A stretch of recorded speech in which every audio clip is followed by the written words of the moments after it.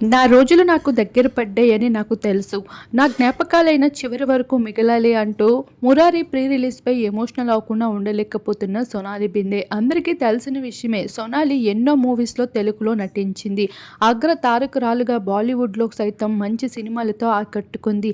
ఇక career down అవుతున్న సమయంలో ఇండస్ట్రీలో తను జార్జిగా వ్యవహరిస్తూ పలు టీవీ షోస్‌లో అందరిని ఆకట్టుకుంటూ హఠాత్తుగా ఇండస్ట్రీకి దూరమైంది.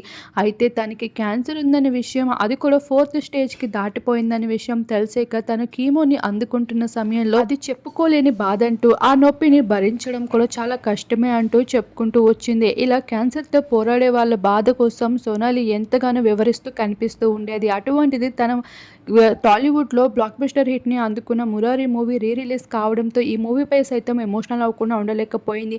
తన లేకపోయినా తన జ్ఞాపకాలు వచ్చే తరానికి కూడా కనిపించేలా ఉండడం తనకి ఎంతో ఆనందాన్ని కలిగిస్తుందనే విషయాన్ని షేర్ చేసుకుంటూ వచ్చింది.